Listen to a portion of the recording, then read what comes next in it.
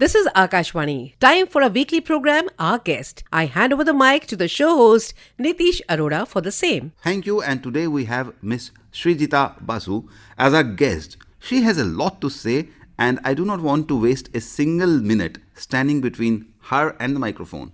Over to Srijita. Hello everyone. By day, I am a development communications professional working for an international not-for-profit. As far as my passions go, I indulge in quite a few hobbies, if you may. I dabble in theatre. Primarily, I'm a stage actor. I enjoy experimenting in the kitchen and on the canvas. I'm an avid reader as well, although I strictly read fiction. And as you would have guessed, I love to pen down my thoughts in verses. And that's the reason I'm very excited to be sharing some of my poetry with you today. The first poem that I'm going to read out is called Conversations. These days, people are always so busy looking at their phones or their laptops, and there is so much sharing and talking on all sorts of virtual platforms. But in the middle of all of this clutter, I do feel that we have somehow lost the art of conversations. And I really long to have those idyllic, uninterrupted, and most importantly, mindful conversations. So that's the inspiration for this poem. Remember the time when we had conversations? Conversations oozing with flavor, fragrant, with an aftertaste.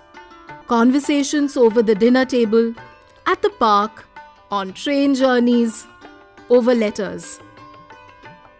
Conversations with him, with them, with her, with you. Conversations that needed words. Thought, laughter, silence. Conversations that you tucked inside pillowcases like potpourri. Conversations after a long time, full of discoveries. Secrets yet unshared. Conversations that we wanted to revisit and replay inside the head, the heart. Conversations that needed you to look into my eyes. Conversations that you could not block.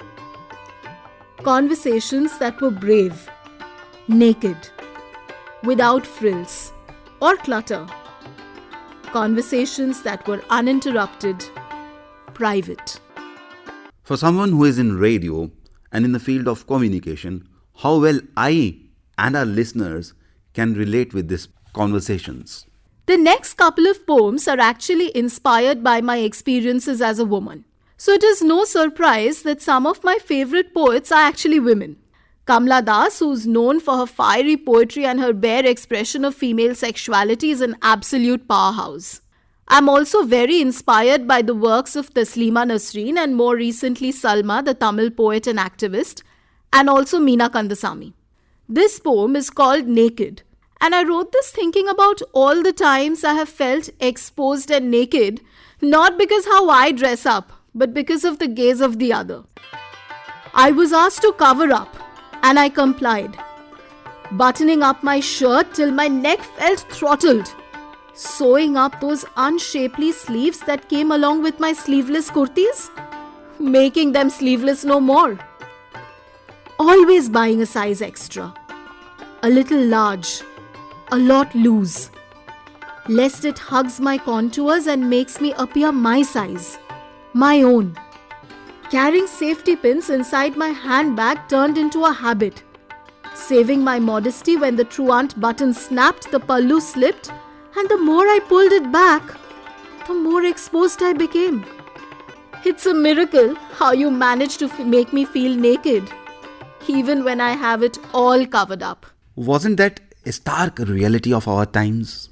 And something for all of us to ponder over. The next poem is called The Walk. And I don't think there's any woman listening to me today who will not identify with this experience. I actually penned this down one evening after I was groped in a moderately lit road during my evening walk in the city of Jamshedpur, which is where I'm from. It's also outrageous how we've actually normalized behaviors like groping or being harassed, and it's always the woman who's supposed to get over it and move on because, well, these things happen. Here is the walk. My cheeks had a rosy tint. and a few strands of hair played truant with my forehead. Deliberate, was it? My t-shirt clung to my body. My contours prominent, visible even in the dim light. My breast jiggled. Maybe I should have been careful with the bra. My thighs, fleshy, attractive, which even the unfitted track pants could not hide. My underarms were sweaty as I brisked my pace. I wouldn't find that alluring, did they? I had my earphones on. Why did I?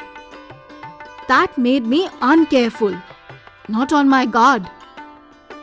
They said change your route, every single day. Because I was provocative.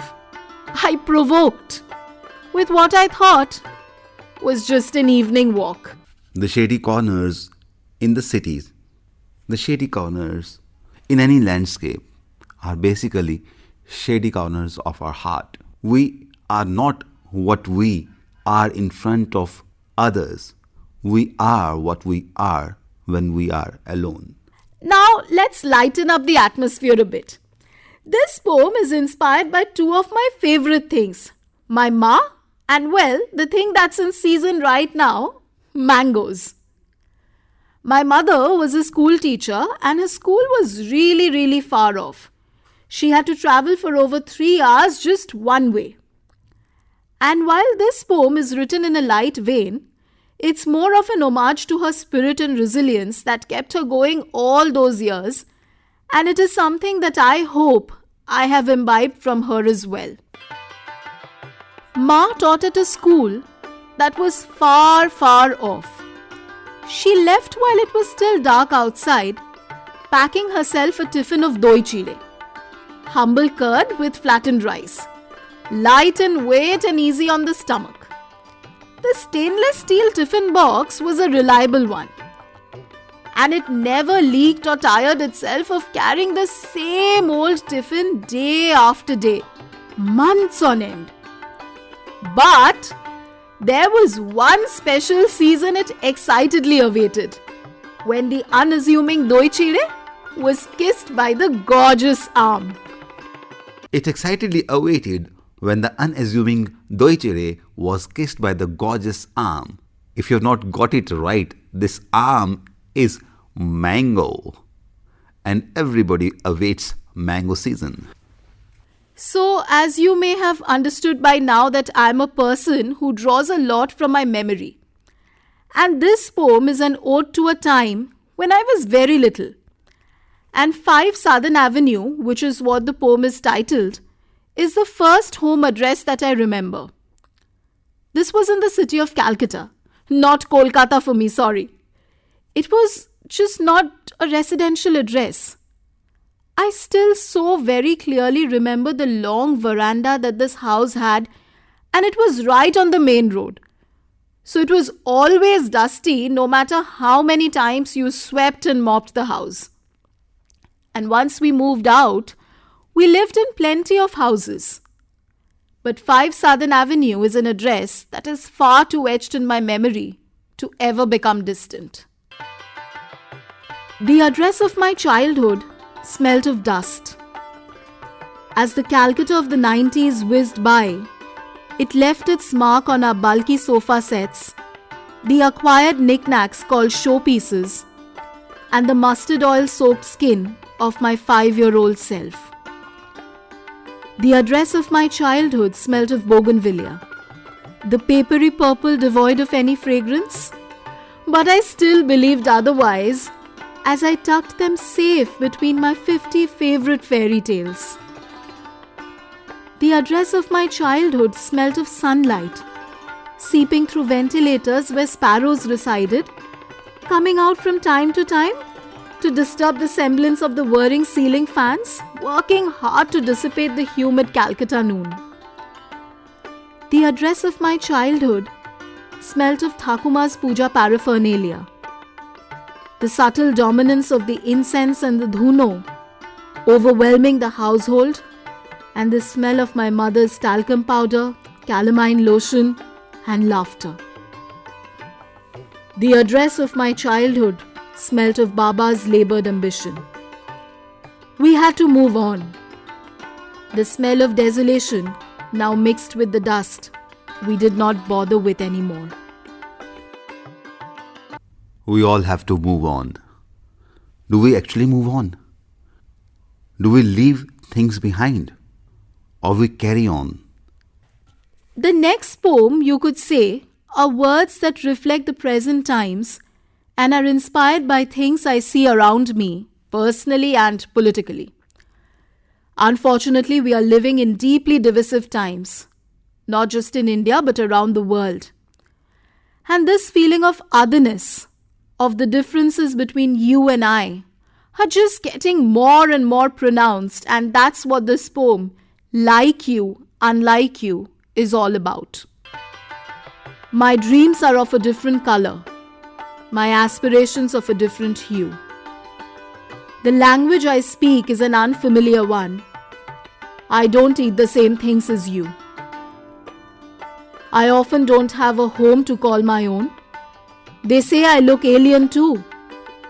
A refugee, they brand me at times.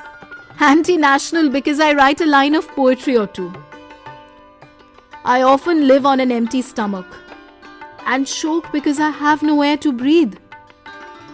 I am the one who went adrift in the floods, the one whose count you missed at the stampede.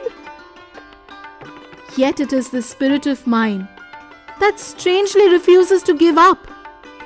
Powerless, lost amidst the crowds you think, but I am the volcano, ready to erupt. The next poem is one that I had written a long time ago. You know, I was born in the 80s and I grew up in the golden 90s listening to music on our Walkmans and drinking our Gold Spots and talking over our BSNL landlines, which anyway did not work most of the time.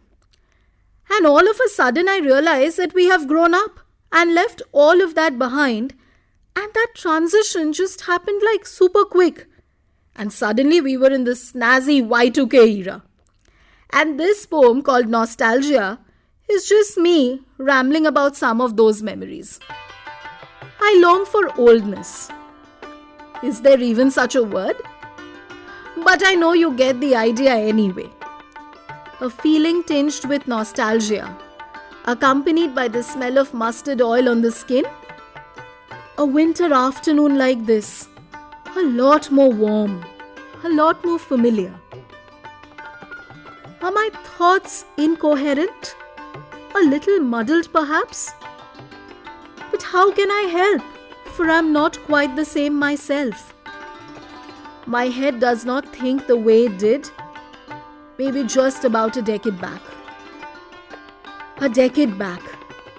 A face without the dark circles, a father without the white hair, a me without a voter ID, undefined identity, uncharted paths. A closet full of woolens, loose, baggy ones. A drawer full of photographs, undigitized, unseen for years. The ring of the BSNL landline, textbooks in brown paper. Coming back to now, a lot more difficult. The same winter temperature. Fitted woolens, much more fashionable. A little less sunny. A lot more grey. Oh, there is a treasure trove in everybody's heart and memories. If we start looking back, the things start tumbling down. Thank you so much for having me. Here's to more poetry and here's to the power of words and conversations. That was the poetess Srijita Basu with her work. You were listening to the weekly program Our Guest that is broadcast every Monday at 9:15 a.m. Don't forget to tune in next week, same day, same time and same frequency for more on Our Guest. Have a nice day.